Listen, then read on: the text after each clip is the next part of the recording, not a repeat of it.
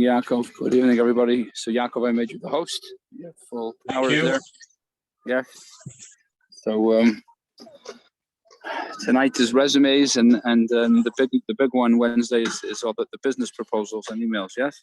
Yes. We're gonna make a big shturim for Wednesday night. I think most people that signed up wanted to especially hear that one, and we'll try to get the crowd back up for the final class. And Sure. my staff are very interested in hearing. They're not going to be on live tonight, but we're gonna your class on resumes. They're going to be watching it and seeing what they can learn from it, because we spend a lot of time working with people on their resumes. So we're very interested to hear your perspective. Sure. Absolutely. Okay. So Chronological, I guess. Let's give it a minute or two, and then jump right in. Sounds good. Yeah.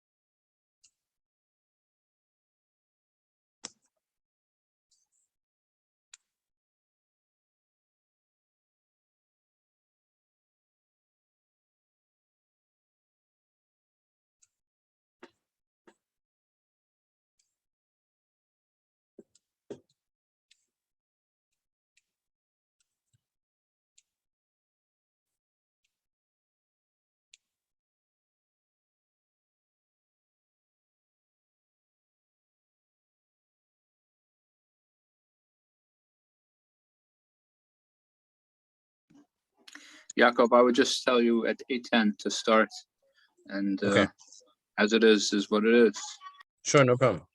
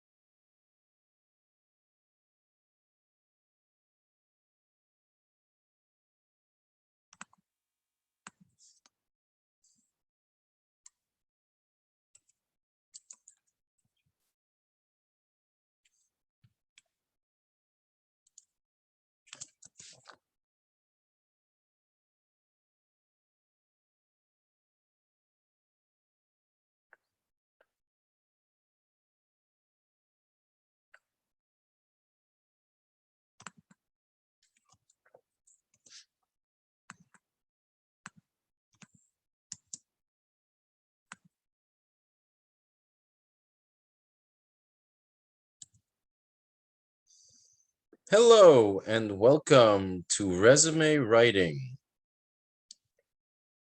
We're going to focus on putting together an excellent resume. And we'd like to thank everyone for joining once again tonight. And for those of you who are watching the recorded version,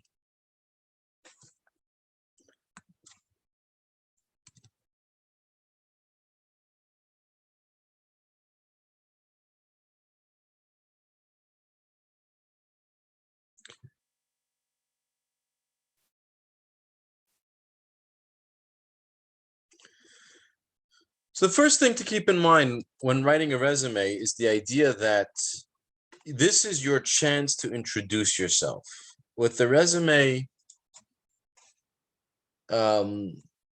you might send in a resume to a company before you get an interview, or you might bring a resume with you at the interview.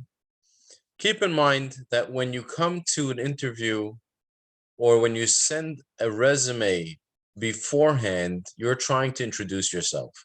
Often in companies, you're sending the resume ahead of time to get an interview. So your goal is to look professional. Your goal is to get a foot in the door. Your goal is to introduce yourself in a way that only you can.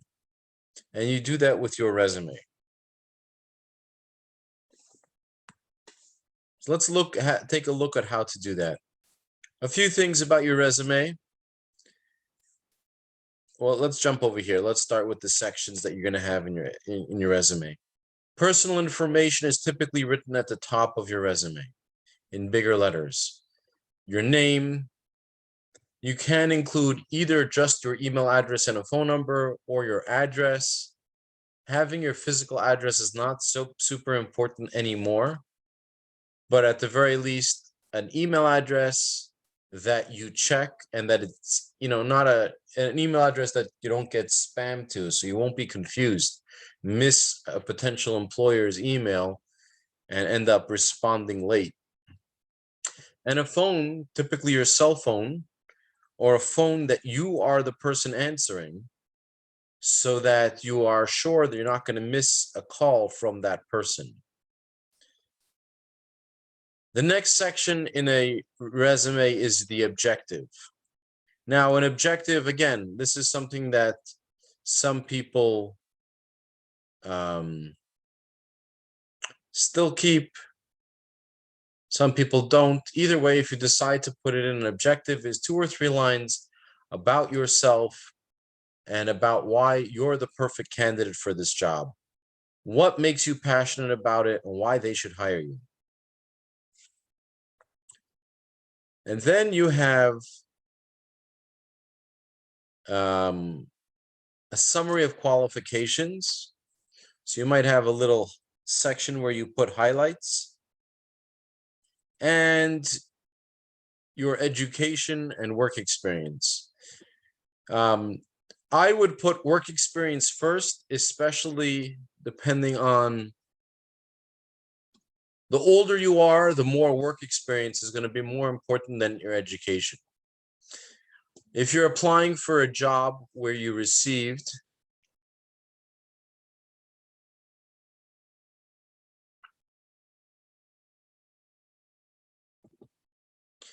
yes, thank you, Levi. Putting in your LinkedIn profile. LinkedIn profile is excellent, and I actually have a slide on that. Some kind of web connection. LinkedIn profile is excellent because LinkedIn profiles have in LinkedIn profiles, you're able to put all the information about your, they're able to look you up in a way that you typically can't be looked up. You have to understand, resumes were designed, physical paper resumes were designed before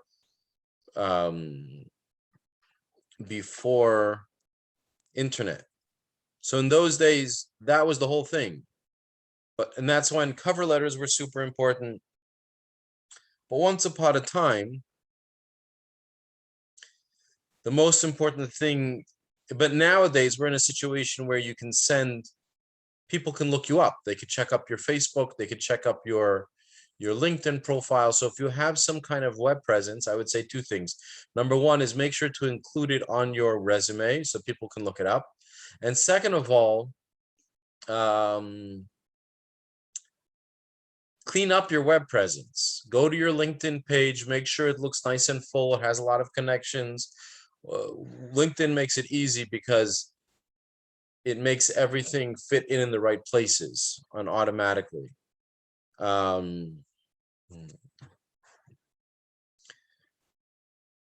let's say your Facebook, make sure everything, any type of images that would affect employment are private, so no one else can see them.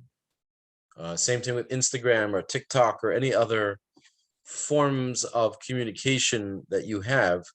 Make sure that all of those things are cleaned up. Many people ruin their job prospects because the 10 years before, when they were a teenager or something, they put up something on Facebook and they forgot about it. And then later on, when they're trying to get a job, one of the first things that people are going to do, any potential employer, again, that is assuming that your resume is interesting enough that they're willing to look into you. But if they start looking into you, they're going to try and check out what kind of internet presence exists about you so they can look you up.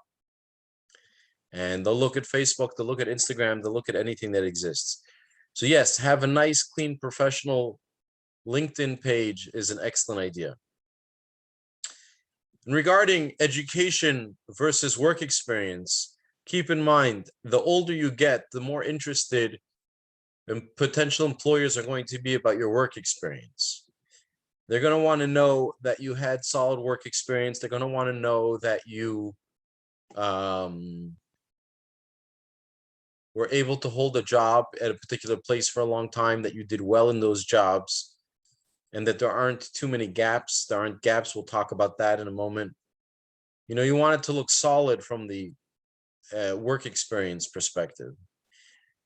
And you want to always start off with your latest, goes this over here. You always want to start off with the thing you've done most recently should be on top. The next thing is education. Again, depending if you have any kind of credentials past high school, like if you've taken any courses, any certifications, if you have a degree, smicha, those kinds of things, you would want to write that in there, again, with the most recent one on top. Any skills that you might have, most importantly, you're going to want to write about skills that are relevant to work, not just like I'm good at fishing. If you have a particular skill in being able to communicate, or a particular skill in speaking multiple languages, or if you have a particular skill in in working with people, we want to put it there, and if you have any proof of that, you're going to want to put that into any certification or proof that you'll want inside your resume as well. Any awards that you receive, let's say a community volunteerism award or something like that, all of those things are great to have inside, including your volunteer experience and references. Most professional resume writers recommend to not write references available upon request. They feel like that doesn't look professional. You either put your references in your resume or you don't put them at all. And employers will assume that you have references, and that if they're interested, they'll ask you for references. Okay, put the exciting parts of your resume, whatever really sticks out. You're going to want to put that above the fold, the first thing that they see when they take your resume out of the envelope.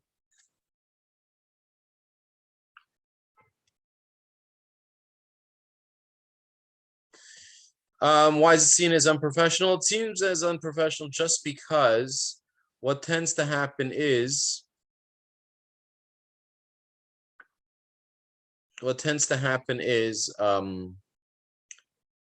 it's obvious that you're going to provide it. So it's useless information. And if they want it, they'll ask for it. So it just seems like filling up space on the page for no reason.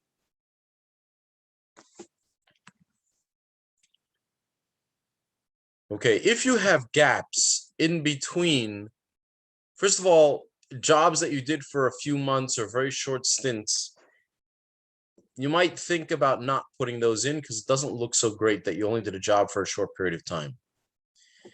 But then you're going to have to also explain why you have gaps in your resume. Now, depending on your age, depending on if you're young, it's not going to be such a big deal because if you're right out of school or things like that, you might not be expected to have a lot of work experience. That's where education is more interesting. Volunteerism is more interesting at that point to employers. They want to see things that you've done. And also keep in mind, your resume, if you're just starting in your work, in your career, is going to want to be one page. But as you gain experience, once you're 10 years in and you have a lot of work experience and a lot of education, it's okay if it's 2 pages, but it should never be more than 2 pages. And then you want to send your resume as a PDF, not as a Word document, because you don't want it to change the formatting when they open it. Word documents, depending on the fonts, etc., that are on the other person's computer, will have different formats depending on the computer. A PDF is going to stay the same. So I would like to ask you 2 things. First of all, I'm going to open up a resume for you to look at. And if anyone has their resume that they would like to share, I'd be happy to look at it with the class.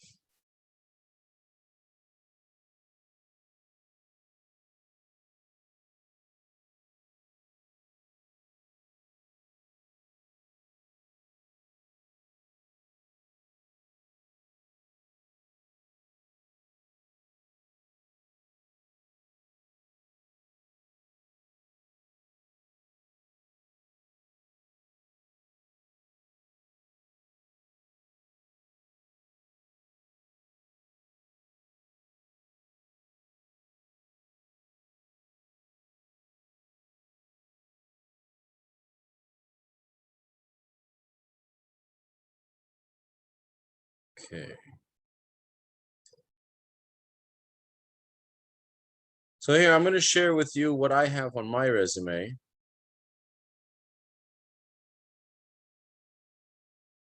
And after that, if anyone has their own ideas, their own resume they would like to share, would love to see that. So on top, it has your name, your contact information, short information about yourself. Some people put over here right below this a checklist, a checklist of things that they've accomplished, which is also great. And you see how the first thing I have over here is my most recent work experience. So most recent work experience, you keep that all the way on the top. Notice how in the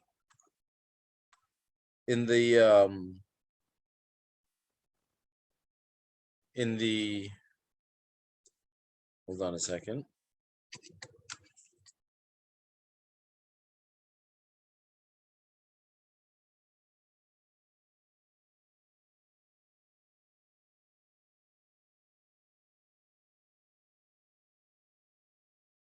Okay, you notice that in this section over here, where the work experience, there are no gaps in the employment. From 2001 till 2021, there are no gaps in the employment. Now, what you can do is, the truth is that if I were revising this now, I would probably eliminate a lot of these things at the bottom, the things from 2001. Because that's already, I can drop those things because those things were done when I was younger, when I was, still a teen or late teens. At this point, I won't necessarily need those things anymore. And then you have over here education.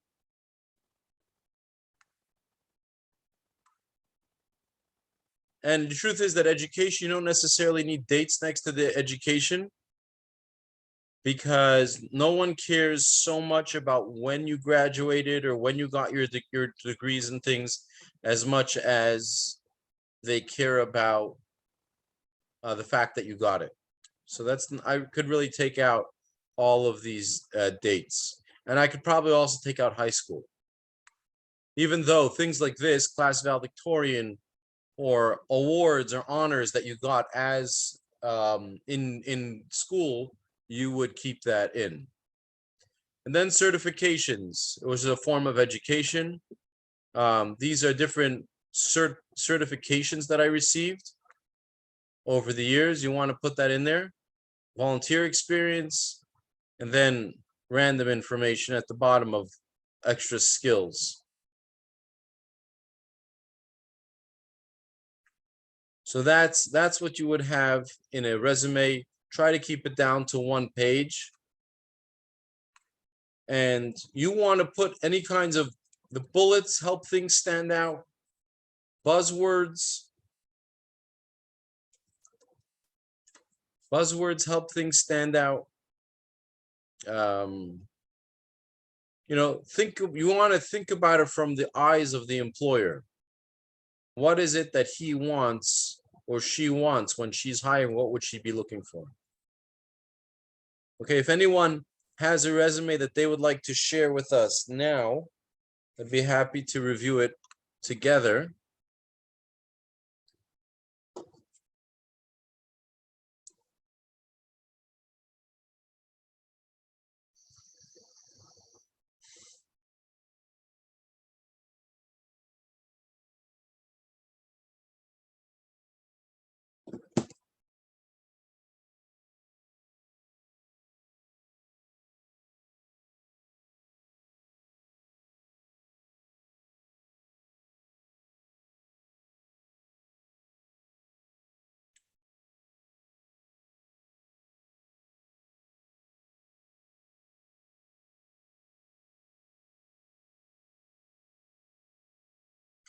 How would you post it?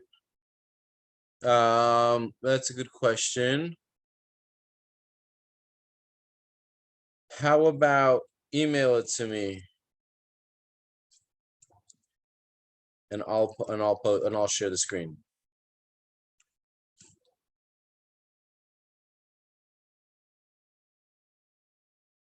Just let me know when you've sent it through.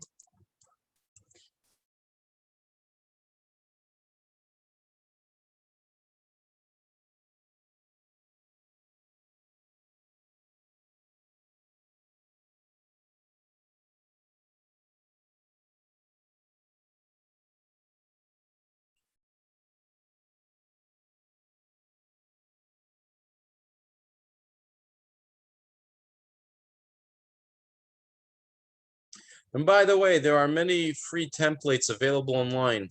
If you Google resume templates, they're available and they're excellent.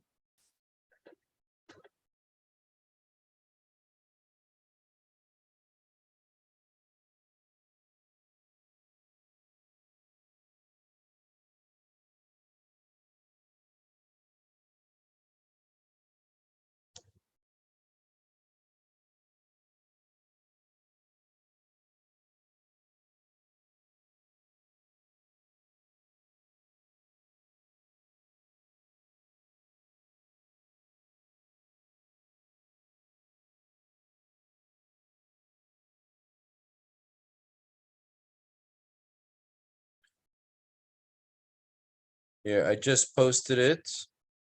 I'll post my email address again.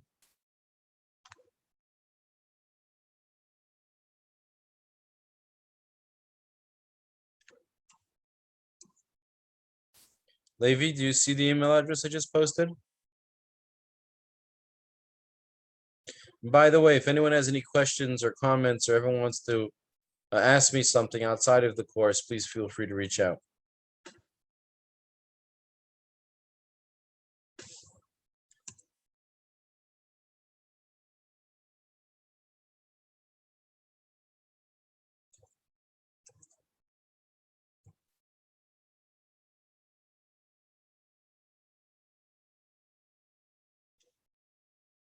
Oh, I'm sorry. I was sending it to just the panelists. Hold on a second.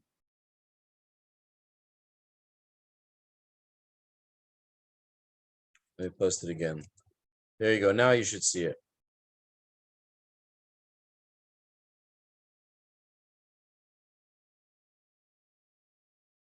Also, one thing you really want to pay a lot of attention to is any kinds of typos. I saw one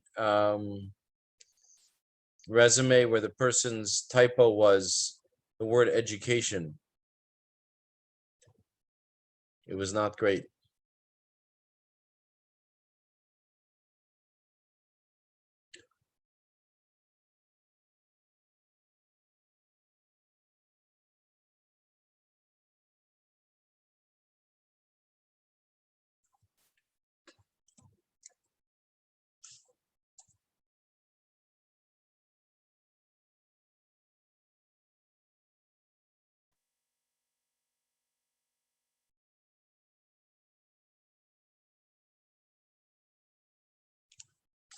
Also, keep in mind, you want the person to be able to see your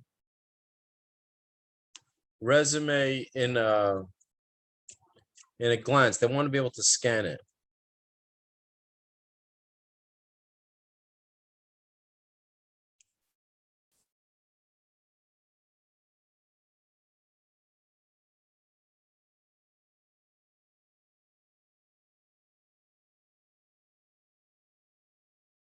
If you don't have a lot of work experience, you're going to focus a lot on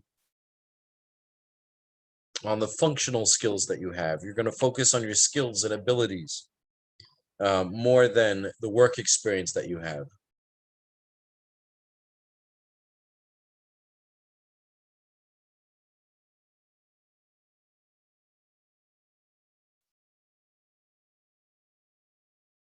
Just let me know when you sent it so I can check my email.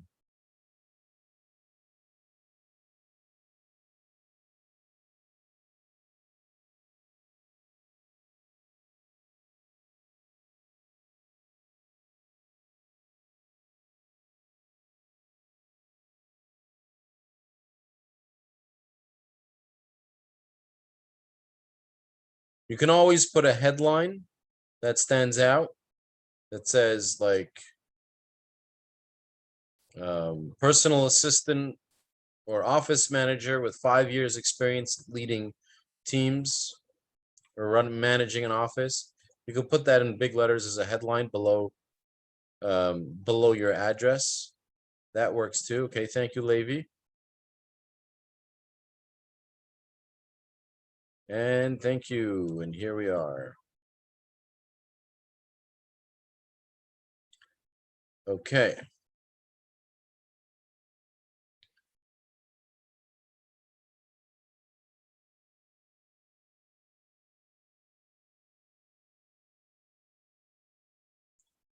Okay, Levi, we have your resume over here. Your LinkedIn information is here. That's excellent. Click on it. Need to be logged into LinkedIn to see this.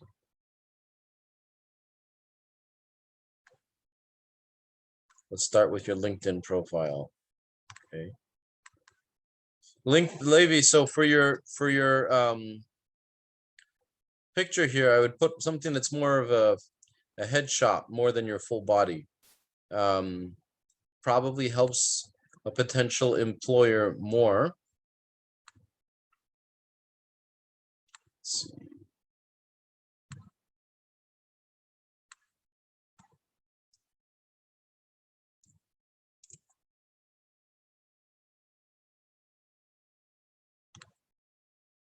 Okay.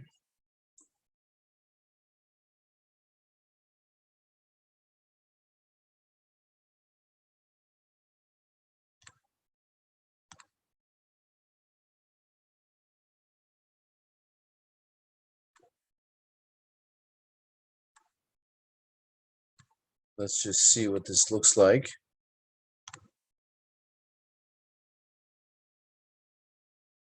Okay, so what do we have over here?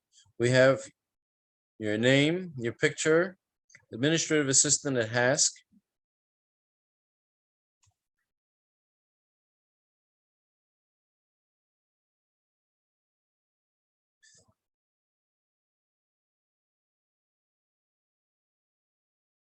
Activity. Okay, you shared some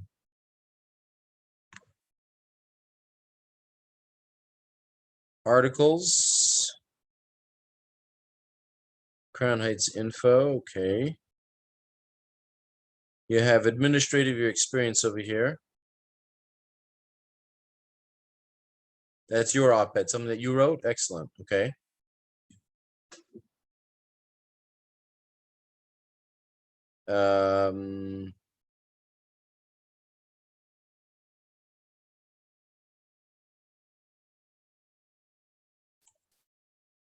Okay, work for the phone representative, return merchandise associate.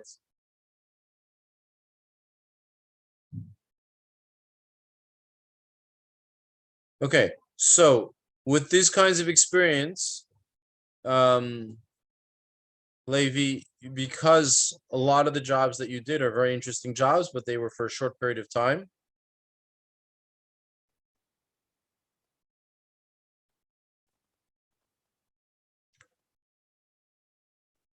You would want to explain why they were short periods of time. Also over here, you have periods in some of them and no periods in the others. Just make it uniform, periods all around. Same thing over here. Okay. Your education. Okay. Endorsements. Good. Let's go back to over here. Yeah, see, as an employer, that's very helpful for me that you have your LinkedIn. Very important. Gives me an easy way to research you. Next, what do I see over here? Your skills, Excel, Word, Access, customer service, time management, dedication, good communication skills. I would take out the word good, could just say communication skills. Hopefully you're not advertising bad communication skills. and all the others, you just wrote what they were, but you didn't write if they were good or bad. So I would just keep that uniform.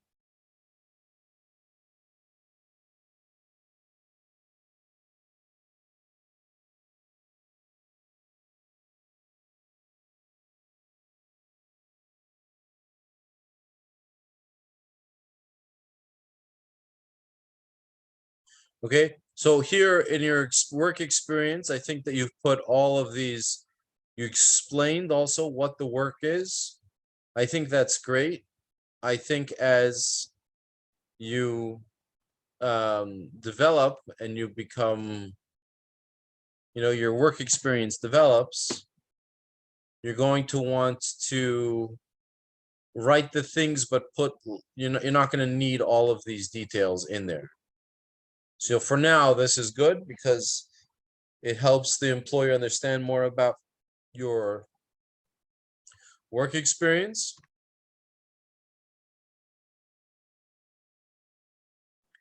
But as you develop, you're going to want to have less of this information and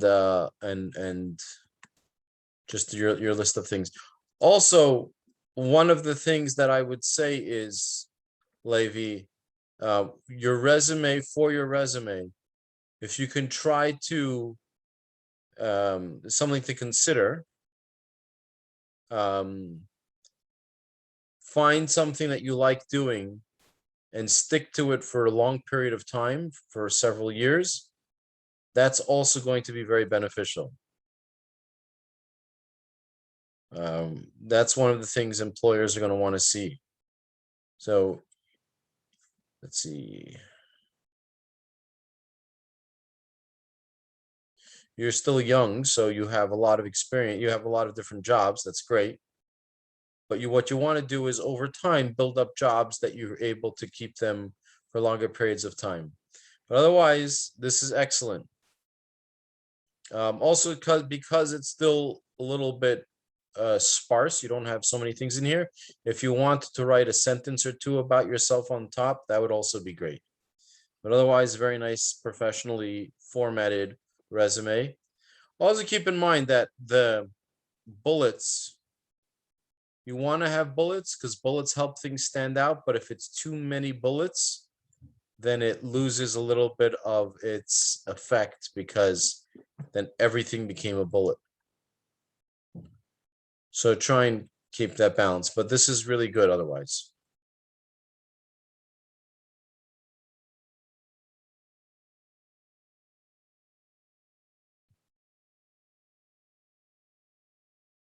Right, that makes sense. That you try different jobs and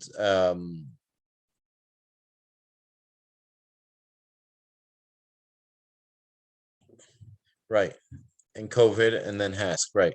So I think that's excellent. That makes a lot of sense for someone who's in the beginning of their career. Try and feel it out, figure out what's something that you really want to do and think something that you could be really good at, and then stick it out for a while.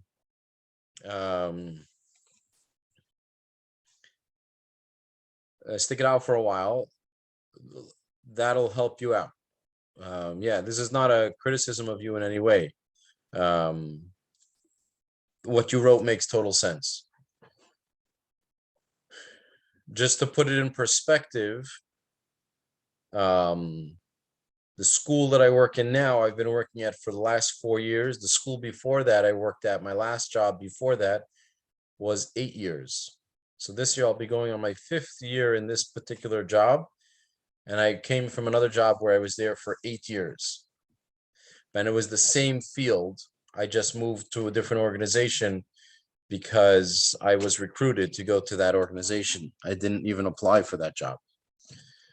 So it's an equivalent of, and then before that I had teaching experience. So it meant that I've been in this field for 15 years. So you over time, that's what you want to develop, something that builds that kind of consistency. And it's something that I think about, like even if I would want to move out of town, for example, I would think twice about it at this stage because I wouldn't want to leave a job after 5 years or after 4 years. I would want another 5 years, let's say, or 3 years or something, so that it's significant. It doesn't look like it's jumping from thing to thing.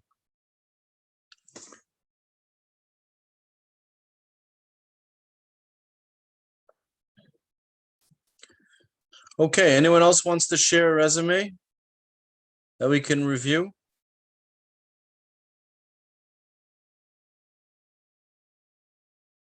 Levi, thank you very much for sharing. That was excellent.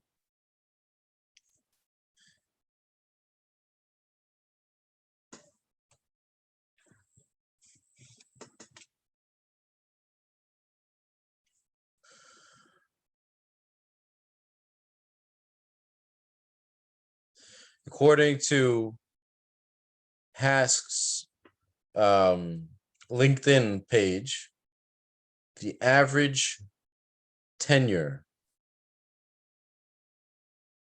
or I guess the middle of the road amount of people, people who stay, is 5.8 years, which is interesting. I guess it depends what the job is that you're doing and how long, what level. But they try that. It seems like a lot of people stay for around 5 years, between 5 and 6 years.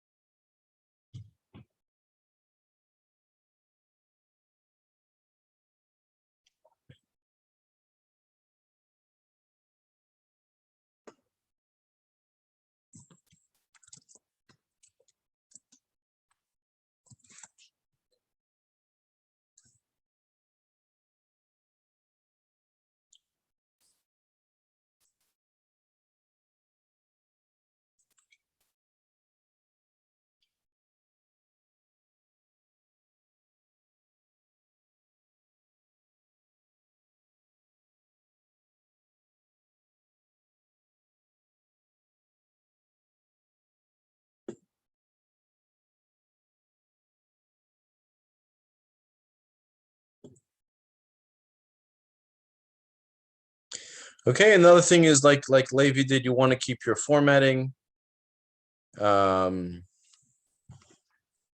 clean and simple, not too many colors, you try to keep it to one color. One-page resumes are good for entry to mid-level professionals. Two-page resumes are best for candidates who have a lot of skills and have had lots of work experience.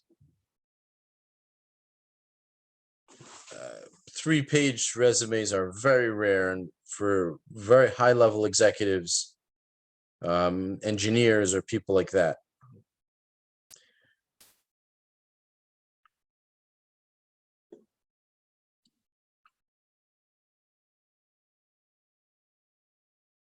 And most importantly, one of the things you want to think about is, who is the person that you are writing to? You might want to change your resume or a line or two or a section depending on who you're writing to and who you're sending it to.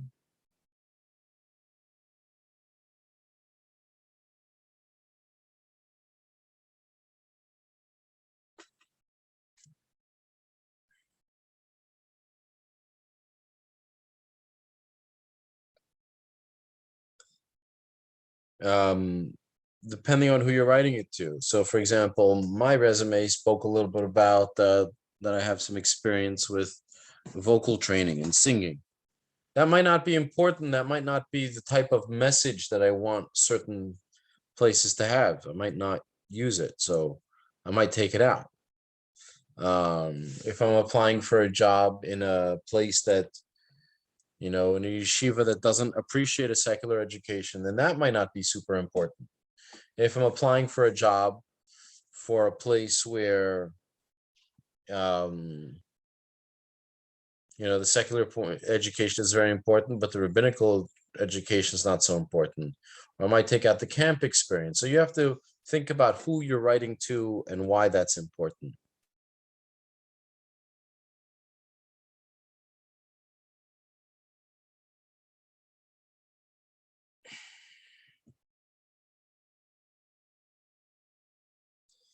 If you have a lot of gaps in your resume, you might think about doing something called a functional resume. A functional resume is, like I said before, the resume that doesn't specify where you worked for how long. It focuses more on your skills. And again, that's much better for people who are in the beginning of their career and don't have a lot of work experience.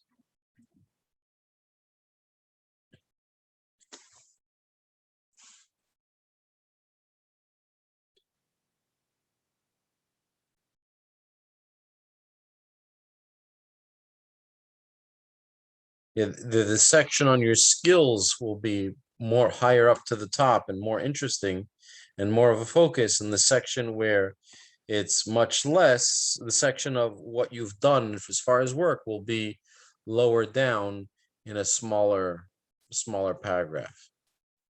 The one thing also is you don't want to make it look like you're inflating things, like you're making everything sound like it was such a big deal. Because then it just looks like you're trying too hard.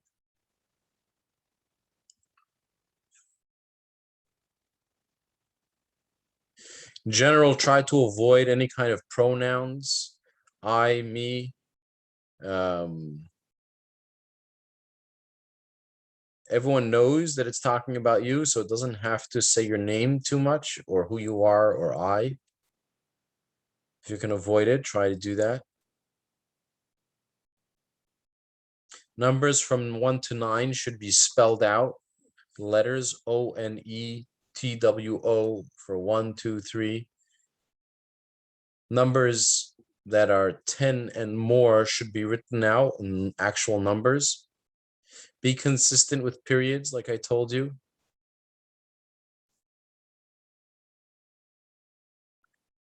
And proofread it until you get all the spelling correct, because a spelling mistake can really hurt you.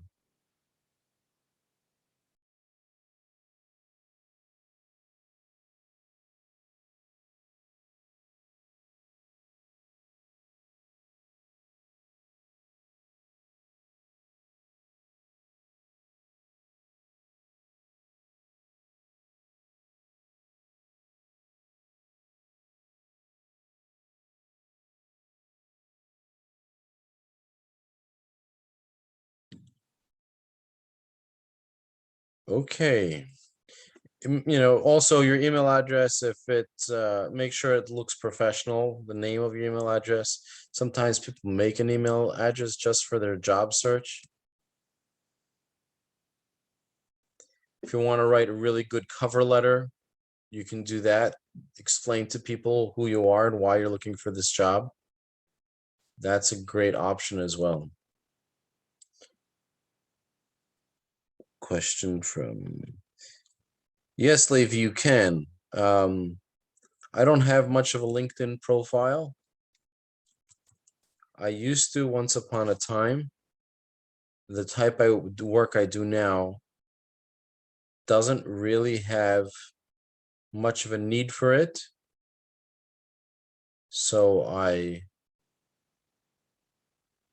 disabled it and I never really built it back up. That goes back to the conversation that I had earlier about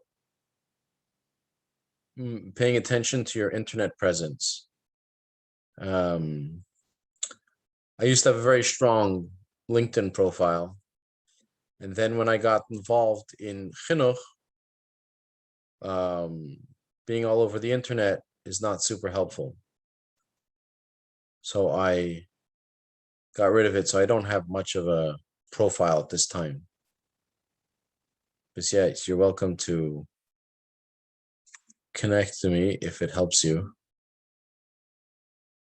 Okay, are there any other questions or comments about setting up your resume? Anyone has any other questions or comments or would like to share their resume? We are all ears.